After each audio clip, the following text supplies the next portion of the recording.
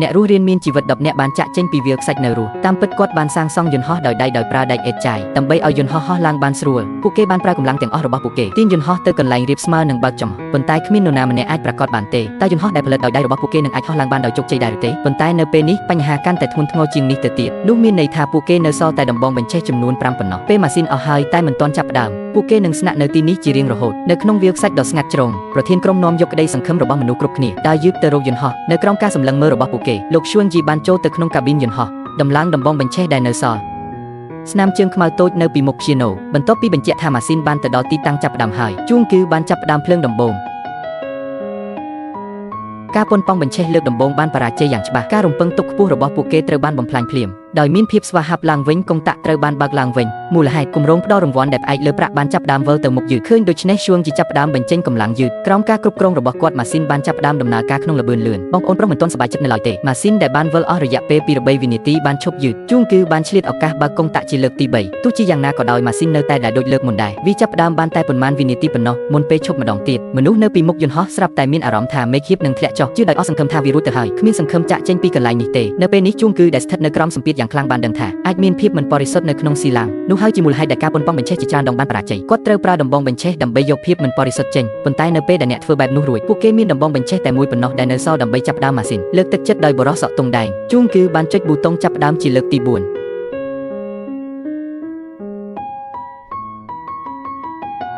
ទិដ្ឋភាពនៅចំពោះមុខពួកគេធ្វើឲ្យមនុស្សគ្រប់គ្នាភ័យខ្លាចដើម្បីចាក់ចេញពីវាលខ្សាច់ឲ្យនៅរស់ពួកគេអាចដាក់ក្តីសង្ឃឹមទាំងអស់របស់ពួកគេទៅលើរាងកាយរបស់ឈួងជីស្ថិតនៅក្រោមការសម្លឹងមើលដោយក្តីរំពឹងរបស់ក្រុមគាត់បានទាញហ្វុយស៊ីបចុងក្រោយបន្ទាប់មកគាត់បានគ្រប់គ្រងឈ្នាន់បង្កើនល្បឿនដោយប្រុងប្រយ័ត្នកំពុងមើលម៉ាស៊ីនបង្វិលយឺតមនុស្សគ្រប់គ្នាចាប់ផ្ដើមអធិស្ឋានសង្ឃឹមថាម៉ាស៊ីននឹងចាប់ផ្ដើមដំណើរការយ៉ាងរលូនអំដោយម៉ាស៊ីនវិលយ៉ាងលឿនមនុស្សនៅលើដីបានចាប់ផ្ដើមអបអរភ្លាម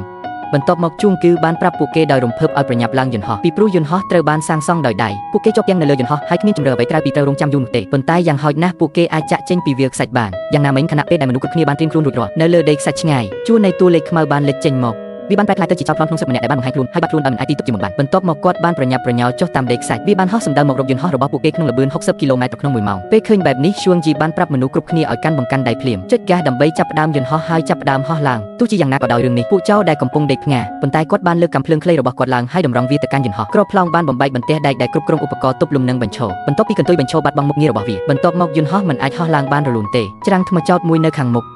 ប្រសិនបើការហោះហើរបរាជ័យបន្ទាប់មកមនុស្សគ្រប់គ្នានឹងទទួលស្គាល់គ្រោះថ្នាក់លាក់កំបាំងទាំង7ពេលឃើញបែបនេះបរិសុទ្ធសក់តុងដែងនោះក៏ឡើងទៅលើកន្ទុយយន្តហោះភ្លាមពួកគេបានគ្រប់គ្រងដើម្បីចុះកន្ត្រកដែកដែលខូចឡើងវិញដោយអស់ពីសមត្ថភាពរបស់ពួកគេនៅពេលនេះយន្តហោះបានទៅដល់គែមច្រាំងថ្មចោតរួចហើយបន្ទាប់មកពេលដែលពួកចៅគិតថាយន្តហោះនេះមិនអាចគ្រប់គ្រងបានវិនាទីបន្ទាប់នៅពេលដែលវាធ្លាក់ចុះប៉ុន្តែក្រុមមនុស្សនេះហេតុអ្វីបានជាវាលេចឡើងនៅក្នុងវាលខ្សាច់ដ៏ស្ងាត់ជ្រងទើបតែប៉ុន្មានថ្ងៃមុននេះយន្តហោះដឹកទំនិញទម្ងន់200តោនចុះចតយឺតនៅរោងចក្រម៉ាស៊ូតហើយបេសកកម្មហោះហើរនេះវាមានន័យថាការនាំយកបុគ្គលិកនិងសម្ភារៈពីទីនេះមកវិញបន្ទាប់ពីបានឃើញយន្តហោះនោះសៀវមីដែលជាអ្នកគ្រប់គ្រងមូលដ្ឋានទីណាមិកមិនល្អទេរហូតដល់គាត់បានសួរអ្នកដឹកនាំយើងទើបតែត្រូវបានជូនដំណឹងថាទូកកំសាន្តនេះត្រូវបិទហើយពួកគេត្រូវជម្លៀសចេញនៅថ្ងៃនេះប៉ុន្តែឆេវមីមិនចង់បោះបង់ចោលការខិតខំប្រឹងប្រែងនេះទេទូកក្តោងរបស់ខ្ញុំតំណាងឲ្យ10ឆ្នាំនៃយុវវ័យរបស់ខ្ញុំដូច្នេះគាត់បានរកឃើញប្រធានក្រុមឈួងជីភ្លាមគាត់សង្ឃឹមថាគាត់អាចបញ្ចុះបញ្ចូលថ្នាក់លើរបស់គាត់ឲ្យផ្លាស់ប្ដូរការសម្រេចចិត្តរបស់ពួកគេប៉ុន្តែឈួងជីគ្រាន់តែជាអ្នកបើកយន្តហោះប៉ុណ្ណោះតើធ្វើដូចម្តេចទើបអាចគ្រប់គ្រងគំនិតរបស់អ្នកដឹកនាំបានតើគ្មានទីពឹងគាត់អាចទទួលយកបានតែវាសនារបស់ខ្លួនប៉ុណ្ណោះសម្ភារៈទាំងអស់ត្រូវបានផ្ទុកចូលទៅក្នុងកាប៊ីនយ៉ាងលឿនបន្ទាប់មកបុគ្គលិកបានតម្រង់ជួរហើយដើរឆ្ពោះទៅរកយន្តហោះទោះជាយ៉ាងណាក៏ដោយខណៈពេលដែលឈួងជីនឹងឈៀវហៀកំពុងពិនិត្យមើលចំនួនអ្នកដែលបានចុះឈ្មោះប៉ុន្តែបានរកឃើញដោយមិននឹកស្មានដល់បុរសម្នាក់ដែលមានសក់ពណ៌តុងដែងពេញក្បាលមិនទាន់ឡើងយន្តហោះនៅឡើយទេបុរសនោះបាននិយាយថាគាត់កំពុងធ្វើដំណើរជុំវិញពិភពលោកខ្ញុំសូមអង្គរបងឈួងឲ្យដុតខ្លួនឯងមួយរយៈសៀវមីទទួលបានអត្ថប្រយោជន៍ជួងគឺបានយល់ព្រមតាមសំណើរបស់បុរសនោះដើម្បីឡើងក្រុងរាជទោះជាយ៉ាងណាក៏ដោយខណៈពេលដែលឈួងជីបានបើកបរយន្តហោះត្រឡប់មកវិញយ៉ាងប៉ិនប្រសប់គ្រោះថ្នាក់មួយបានកើតឡើងភ្លាមវាលខ្សាច់ដែលធ្លាប់តែស្ងប់ស្ងាត់នោះស្រាប់តែត្រូវបានខ្យល់បក់បោកយ៉ាងខ្លាំងព្យុះខ្សាច់ដ៏ធំមួយបានវាយប្រហារភ្លាមពេលឃើញបែបនេះសៀវហីបានណែនាំភ្លាមថាជួងគឺត្រឡប់ទៅមូលដ្ឋានវិញត្រឡប់មកវិញបន្ទាប់ពីអាកាសធាតុអាក្រក់បានបញ្ចប់ប៉ុន្តែឈួងជីបាននិយាយថានោះនឹងតម្រូវឲ្យចាក់ប្រេងឡើងវិញខ្ញុំមិនចង់រងចាំមួយថ្ងៃទៀតទេ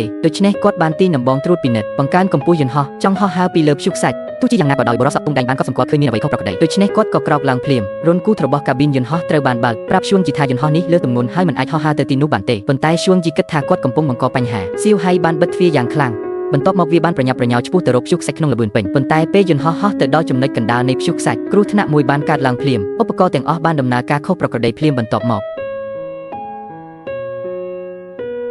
ម៉ាស៊ីនខាងឆ្វេងរបស់យន្តហោះក៏បានឆេះភ្លាមផងដែរវិនាទីបន្ទាប់ដោយឃើញថាយន្តហោះហៀបនឹងធ្លាក់ជួងគឺគ្មានទីពឹងជំរើសតែមួយគត់គឺត្រូវគ្រប់គ្រងយន្តហោះឲ្យចុះចតភ្លាមកំពុងរៀបចំចុះចតជាបន្ទាន់នៅវាលខ្សាច់ខាងមុខយ៉ាងណាក៏ដោយយន្តហោះបានរងការខូចខាតអំឡុងពេលចុះចតបន្ទាន់ពុករលឹកម្នាក់បន្ទាប់មកយន្តហោះត្រូវបានខ្យល់បក់បោកយកទៅឆ្ងាយជាសំណាងល្អអរគុណចំពោះការខិតខំប្រឹងប្រែងរបស់ជួងជីទីបំផុតយន្តហោះបានចុះចតដោយសុវត្ថិភាពនៅលើដីប៉ុន្តែវិជ្ជាបណ្ឌិតតែម្នាក់គត់បានស្លាប់ក្នុងអំឡុងពេលចុះចតបន្ទាន់អ្នកដែលបានរួចជីវិតពិធីបុណ្យសពដ៏សាមញ្ញមួយប៉ុន្តែឡារិតមួយត្រូវបានធ្វើឡើងសម្រាប់អ្នកទាំងពីរយន្តហោះនេះបានរងការខូចខាតយ៉ាងធ្ងន់ធ្ងររួចទៅហើយនៅចំណុចនេះមិនមានលទ្ធភាពនៃការជួសជុលទេនេះជាភាពរបស់ពួកវាកើតចេញពីការពិតដែលថាពួកគេមានទឹកនិងអាហារគ្រប់គ្រាន់ប៉ុន្តែមូលដ្ឋានដែលនៅជិតបំផុតគឺនៅឆ្ងាយរាប់រយម៉ាយលើសពីនេះឧបករណ៍ទំនាក់ទំនងរបស់យន្តហោះត្រូវបានខូចខាតការរងចាំការជួយសង្គ្រោះនៅទីនេះមានន័យថាការស្លាប់ជាក់ជាមិនខានដូច្នេះមេដឹកនាំបានឆ្លៀតឱកាសពីភាពមិនយកចិត្តទុកដាក់របស់ពួកគេខ្ញុំចង់យកទឹកទៅជាមួយហើយចាក់ចេញពីកន្លែងនេះជួងគឺបានប្រញាប់ប្រញាល់ទៅមុខភ្លាមដើម្បីព្យាយាមបញ្ឈប់គាត់ប៉ុន្តែគ្រាន់តែពេលពួកគេកំពុងបន្តរបបធំនោះត្រូវបានបំបែកជាបំណែកដោយបំពង់ដែកគ្រាន់តែពេលដែលមនុស្សគ្រប់គ្នាគ្មានអំណាចស្រែកបរិសក់ទង់ដែងនោះស្រាប់តែបោះជំហានទៅមុខគាត់បានប្រាប់មនុស្សគ្រប់គ្នាថាគាត់អាចនាំពួកគេចេញពីទីនេះបានគាត់ទើបតែសង្កេតឃើញវាយ៉ាងលម្អិតម៉ាស៊ីនខាងស្ដាំរបស់យន្តហោះនៅតែដំណើរការធម្មតាពួកគេនៅតែមានឥន្ធនៈនិងឧបករណ៍ជាច្រើនពួកគេអាចទាញយកអត្ថប្រយោជន៍ពីសូនទាំងស្រុងសាងសង់យន្តហោះឡើងវិញនិងអត្តសញ្ញាណពិតរបស់គាត់ជាអ្នករចនាយន្តហោះប៉ុន្តែគំនិតមិនប្រាកដនិយមនេះប៉ុន្តែមនុស្សគ្រប់គ្នាគិតថាបរិសក់ទង់ដែងនោះកំពុងលេងសើចយ៉ាងណាមិញយប់នោះសមាជិកក្រុម2នាក់បានបាត់ខ្លួនភ្លាមជួងគឺបានដើរតាមស្នាមជើងទាំងនោះភ្លាមមិនយូរប៉ុន្មានយើងបានឃើញកំទេចកំទីយន្តហោះរីប៉ាយពីពេញដីសាកសពសមាជិកក្រុមម្នាក់ក៏ត្រូវបានគេរកឃើញផងដែរមានសម្បកសុទ្ធជាច្រើននៅជាប់នឹងសាកសពផងដែរនៅពេលនេះសមាជិកក្រុមម្នាក់ទៀតដែលបាត់ខ្លួនបានលេចចេញមកភ្លាមប្រាប់ជួងជីថាពួកគេបានជួបចោរប្លន់ខ្ញុំបានរួចផុតពីសេចក្តីស្លាប់យ៉ាងងាយប៉ុន្តែដៃគូរបស់គាត់ត្រូវបានចោរប្លន់យកទៅហើយក៏បានលួចនាឡិការបស់គាត់ផងដែរនេះធ្វើឲ្យជួងជីមានអារម្មណ៍មិនស្រួលបន្តិចបន្ទាប់មកគាត់បានដឹកនាំសមាជិកក្រុមដែលនៅរស់រានមានជីវិតត្រឡប់ទៅផ្លូវដែលពួកគេមកភ្លាមបន្ទាប់មកជួងគឺបានប្រាប់មនុស្សគ្រប់គ្នាអំពីចោរប្លន់មានតែពេលនោះទេដែលមនុស្សគ្រប់គ្នាបានដឹងការចងចាំរបស់បរិសក់ទង់ដែងវាអាចជាឱកាសតែមួយគត់របស់ពួកគេដើម្បីរស់តោះធ្វើវាពួកគេបានចាប់ផ្ដើមប្រតិបត្តិការរបស់ពួកគេនៅយប់នោះមនុស្សគ្រប់រូបមានការបែងចែកការងាររៀងខ្លួនតាមរយៈការខិតខំប្រឹងប្រែងរួមគ្នារបស់មនុស្សជាច្រើនពួកគេបានដកយកឱកាសចេញពីម៉ាស៊ីនដែលខូចខ្ញុំនឹងដំឡើងវានៅចំហៀងកៅអីបន្ទាប់ពីលេងជាមួយម៉ាស៊ីនយ៉ាងណាមិញនៅពេលដែលពួកគេកំពុងកាត់អនុស្សាវរីយ៍ផ្កាភ្លើងដែលហោះឡើងបានបញ្ឆេះធុងប្រេងដែលនៅក្បែរវាបន្ទាប់មក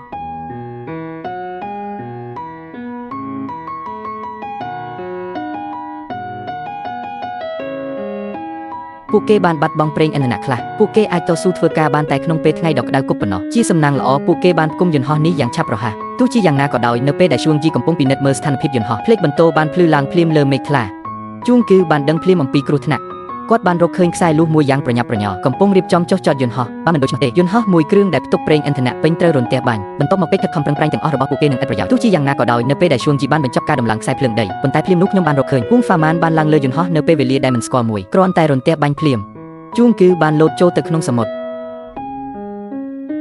នៅពេលនេះជួងគឺចាប់ផ្ដើមមានការសង្ស័យចំពោះអត្តសញ្ញាណរបស់បរិសក់ទង់ដែងនោះដោយសារតែអ្នករចនាវាមិនអាចទៅរួចទេដែលពួកគេមិនបានដឹងអំពីបញ្ហានៃរន្ទះបាញ់នៅពេលនេះយន្តហោះនេះត្រូវបានសាងសង់រួចរាល់80ហើយសៀវមីកំពុងសម្រាកលើខ្សាច់បន្ទាប់ពីធ្វើការយ៉ាងលំបាកពេញមួយថ្ងៃប៉ុន្តែពួកគេបានរកឃើញអ្វីមួយដ៏គួរឲ្យខ្លាចនៅពីក្រោយដីខ្សាច់ដោយមិនបានគ្រោងទុកគាត់ភ័យខ្លាចខ្លាំងណាស់ទើបគាត់ត្រឡប់មកវិញភ្លាមគាត់បានប្រាប់មនុស្សគ្រប់គ្នាអំពីអ្វីដែលគាត់បានឃើញលុះដល់ល្ងាចជួងគឺនឹងដៃគូ2នាក់របស់គាត់បានទៅកាន់ដីខ្សាច់ហើយសង្កេតមើលដោយកែវយិតពេលនោះហើយដែលពួកគេបានដឹងថាតំបន់នៅឆ្ងាយនោះជាកន្លែងដែលពួកចៅកំពុងសម្រាកដោយដឹងថាមានអ្វីមួយខុសប្រក្រតីពួកគេក៏នេះបានពន្លឿនដំណើរការសាងសង់យន្តហោះភ្លាមហើយពួកគេនៅក្នុងពេលវេលាបន្ទាប់អ្នកនឹងរកឃើញជានិច្ចមាននរណាម្នាក់កំពុងមើលពួកគេពីដីខ្សាច់ឆ្ងាយមួយជួងគឺដឹងថាភីគឹមខាងទៀតកំពុងរងចាំពួកគេខ្សោយពេកមិនអាចតស៊ូបានជាសំណាងល្អបន្ទាប់ពីការខិតខំប្រឹងប្រែងឥតឈប់ឈរហាក់ដូចជាទីបំផុតពួកគេបានព្យាយាមជូតយន្តហោះចេញប៉ុន្តែពេលបរិសក់ទង់ដែងឡើងយន្តហោះដើម្បីពិនិត្យជួងគឺមានការភ្ញាក់ផ្អើលអាថ៌កំបាំងមួយត្រូវបានរកឃើញនៅក្នុងកំណត់ហេតុប្រចាំថ្ងៃរបស់គាត់បរិសក់ទង់ដែងរូបនេះពិតជាអ្នករចនាយន្តហោះមែនប៉ុន្តែវាគឺជាការរចនាយន្តហោះគំរូមួយរឿងនេះបានធ្វើឲ្យមនុស្សគ្រប់គ្នាអស់សង្ឃឹមភ្លាមសមាជិកក្រុមម្នាក់ដោយកំហឹងនាងបានគប់បរិសក់ទង់ដែងនោះទៅលើដីមេដឹកនាំក៏បានលើកកាំភ្លើងខ្លីរបស់គាត់ឡើងត្រៀមខ្លួនដើម្បីបញ្ជូនជនច្បោកទៅឆ្ងាយទោះយ៉ាងណាក៏ដោយនៅពេលនេះជួងគឺបានរកឃើញដោយមិននឹកស្មានដល់តាមពិតយន្តហោះបានលើកច្រមុះរបស់វាឡើងដោយសារតែខ្យល់បក់ខ្លាំងប៉ុន្តែវាបានធ្វើឲ្យក្តីសង្ឃឹមរបស់ពួកគេភ្លឺឡើងវិញបន្ទាប់ពីខ្យល់បក់ខ្លាំងឈប់ពួកគេបានធ្វើការជាមួយគ្នាដើម្បីយកយន្តហោះអូសវាទៅកន្លែងរៀបស្មើ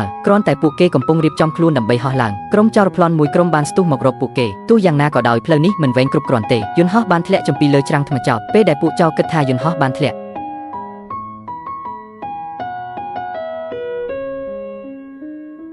ខ្ញុំពិតជាចង់ស្រែកខ្លាំងពីលើមេឃបញ្ចេញភាពរំភើបរបស់ពួកគេឲ្យបានពេញលេញស្មារតីរបស់ពួកគេដែលមិនដែលបោះបង់ចោលក្នុងស្ថានភាពលំបាកគន្លឹះក្នុងការសង្គ្រោះខ្លួនឯងជាផ្លូវការខ្សែភាពយន្តនេះបញ្ចប់នៅទីនេះ